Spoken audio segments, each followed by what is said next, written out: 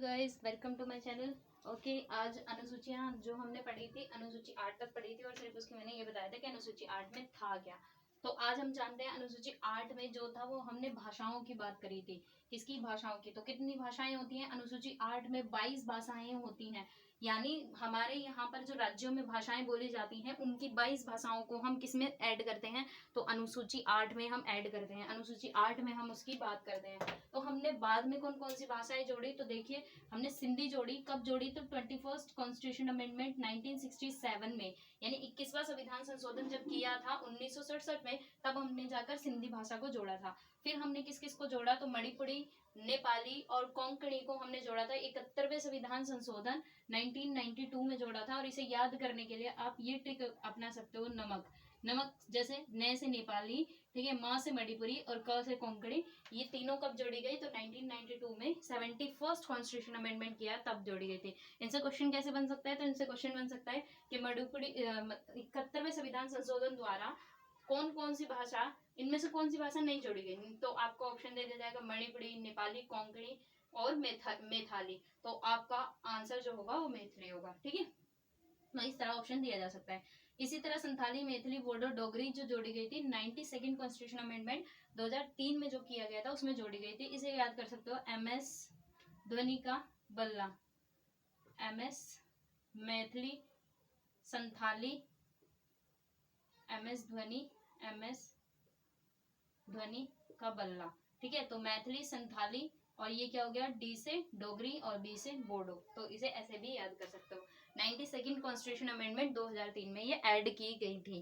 ठीक है, तो ये यहाँ से क्वेश्चंस इसी तरह बनते हैं, बस कि इनमें से कौन सी नहीं जोड़ी गई या कौन सी जोड़ी गई इस कॉन्स्टिट्यूशन अमेंडमेंट द्वारा। ये अनुसूची 8 में बात की गई थी। ठीक है, तो कंप्लीट होती है हमारी अनुसूची 8। अब आपको दिख रहा होगा यहाँ अनुसूची 10 लिखा है। अनुसूची 9 क्यों नहीं लिखा मैंने? क्योंकि अनुसूची 9 इतनी वाइड है और इतनी कॉन्सेप्ट में समझानी है, तो उसकी एक सेपरेट वीडियो बनाई जाएगी आपके लिए। ठीक है, आप उसे जरूर देखना।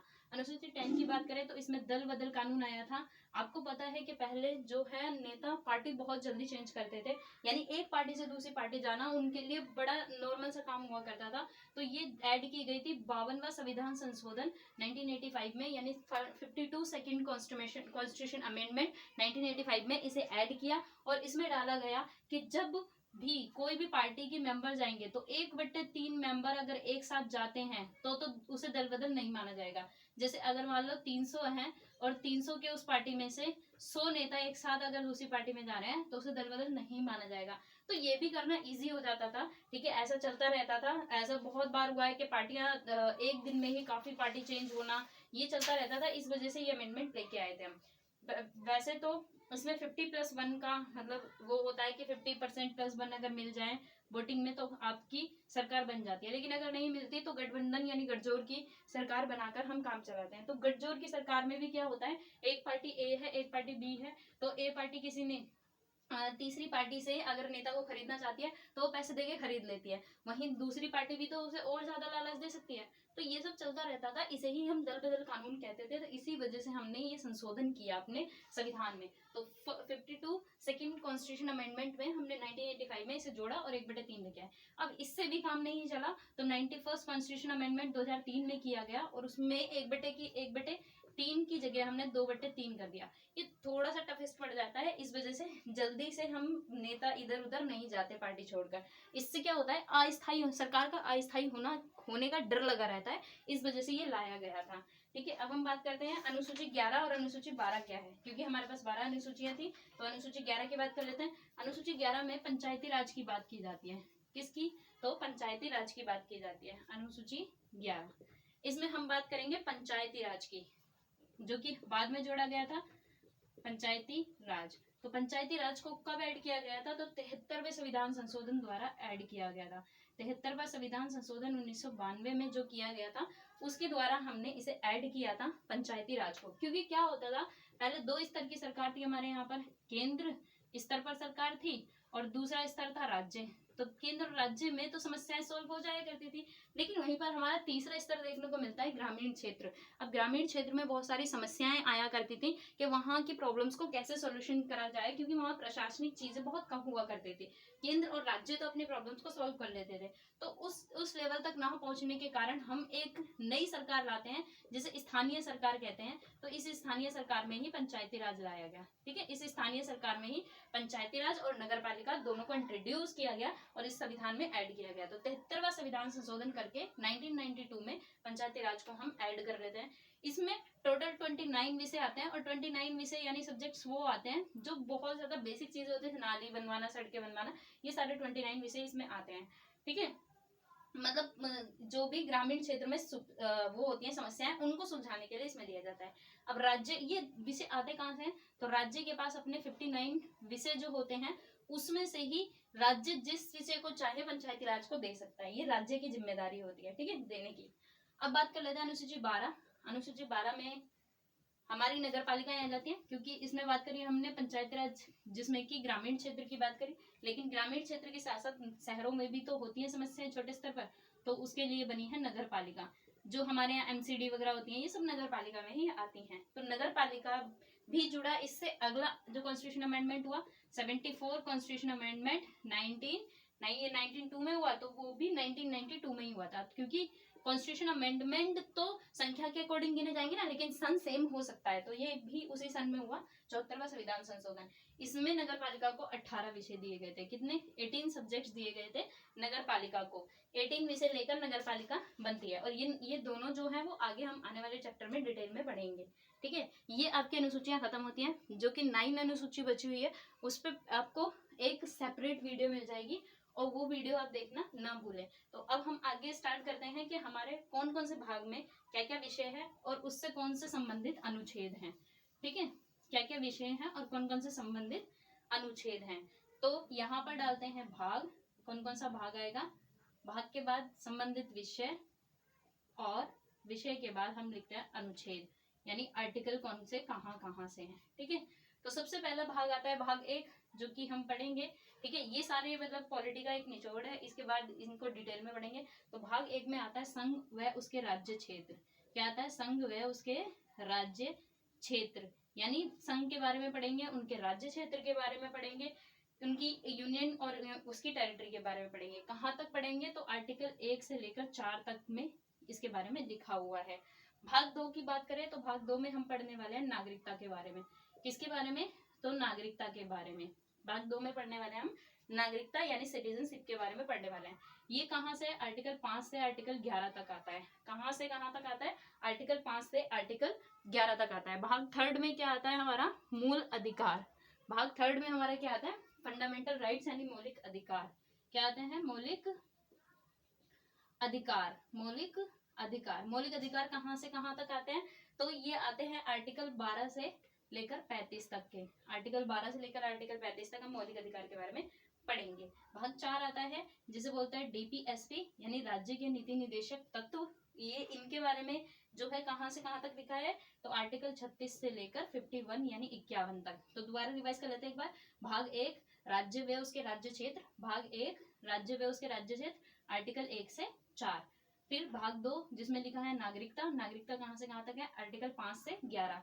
भाग 3 जिसमें लिखा है मौलिक अधिकार के बारे में आर्टिकल 12 से 35। भाग 4 डीपीएसपी यानी राज्य के नीति निदेशक तत्व आर्टिकल 36 से 51। वही बात कर लेते हैं भाग 4 का मतलब ए। ये हमने जोड़ा था बाद में, जहां भी ए बी सी या फिर हिंदी में क ख जुड़ेगा वो बाद में जुड़े हुए चीज होती है। जैसे ये जोड़ा कब गया था? तो 42वां संविधान संशोधन 1976 में ये जोड़ा गया था। ठीक है, मूल कर्तव्य। किसमें? मूल कर्तव्य। ठीक है, मूल कर्तव्य जोड़े गए थे। पता है ना आपको? अभी बताया था ये कहाँ से लिया गया था। तो मूल कर्तव्य जोड़े गए थे आर्टिकल 51 का में। आर्टिकल 51 का में है इसके बारे में बात। तो मूल कर्तव्य किसमें है? आर्टिकल 51 का में है। अब हम बात करें भाग 5 की, तो 4 हो गया, 4 का हो गया। फिर भाग 5 की बात करें तो हम उसमें संघ की बात करेंगे। और संघ में किस किस चीज की बात करेंगे? संघ की कार्यपालिका की बात करेंगे, संघ की विधायिका की बात करेंगे। ठीक है, संघ की कार्यपालिका की बात करेंगे, संघ की विधायिका, संघ की संसद, इन सब की बात करेंगे तो आर्टिकल के साथ देख लेते हैं। तो वैसे संघ में है कितने आर्टिकल, तो 52 से आर्टिकल 52 से 151 तक आता है। आर्टिकल 52 से 151 तक संघ के अंतर्गत आते हैं। अब संघ की कार्यपालिका कहाँ से कहाँ तक आती है, क्योंकि संघ में एक होती है कार्यपालिका, तो ये कार्यपालिका कहाँ से कहाँ तक के आर्टिकल को कवर करती है, तो हमारी संघ की कार्यपालिका 52 से 78 तक के आर्टिकल को कवर करती है। 52 से 78 के आर्टिकल को हम कवर करती है कहाँ, संघ की कार्यपालिका। बात कर लेते हैं, इसी में पढ़ेंगे हम संसद के बारे में। संसद कहाँ से कहाँ तक है, संसद में 2 सदन होते हैं, लोकसभा राज्यसभा, तो वो भी पढ़ेंगे। तो संसद में 79 से 121 तक, यानी आर्टिकल 79 से 121 नहीं 122 यानी 122 तक, आर्टिकल 79 से 122 तक। ठीक है, ये कहाँ किसके बारे में बात करता है, संसद के बारे में। फिर हम पढ़ने वाले हैं राष्ट्रपति की विधायिक शक्तियां। इसके बाद क्या पढ़ेंगे, राष्ट्रपति की विधायिक शक्तियां, राष्ट्रपति की विधायिक शक्तियां। ठीक है, ये जो राष्ट्रपति की विधायिक शक्तियां यानी राष्ट्रपति के बारे में पढ़ेंगे और राष्ट्रपति की विधायिक शक्तियां पढ़ेंगे। आर्टिकल 123 में लिखी हुई है ये राष्ट्रपति की विधायिक शक्तियां। फिर उसके बाद हम पढ़ने वाले हैं सुप्रीम कोर्ट। क्या पढ़ेंगे हम, सुप्रीम कोर्ट। तो ये सुप्रीम कोर्ट कहाँ से कहाँ तक है, तो आर्टिकल 124 से स्टार्ट होता है सुप्रीम कोर्ट और 147 तक जाता है। कहाँ तक जाता है, आर्टिकल 147 तक सुप्रीम कोर्ट है 124 से।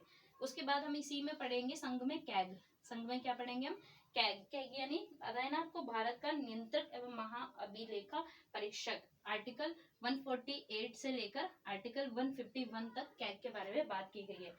इन सभी आर्टिकलों को हम किस में पढ़ने वाले हैं, तो संघ के अंतर्गत पढ़ने वाले हैं हम इन सबको। ठीक है, तो ये होता है भाग 5। भाग 6 की बात कर लेते हैं। अब हमारा केंद्र हो गया, तो केंद्र के बाद कौन आने वाला है, तो केंद्र के बाद आने वाला है राज्य। कौन आएंगे केंद्र के बाद, तो केंद्र के बाद आएंगे राज्य। ठीक है, तो छठे नंबर पे यानी भाग 6 पे राज्यों की बात करेंगे। जिस तरह केंद्र में सबकी बात करिए ऐसे राज्य में सबकी बात करेंगे। ठीक है, तो आर्टिकल 152 से 237 तक, आर्टिकल 152 से आर्टिकल 237 तक हम किसकी, राज्य की बात करेंगे। तो राज्य में राज्य की कार्यपालिका की बात करेंगे, जैसे कि केंद्र में की है तो राज्य में भी एक कार्यपालिका होती है, उस कार्यपालिका की बात करेंगे, राज्य की कार्यपालिका।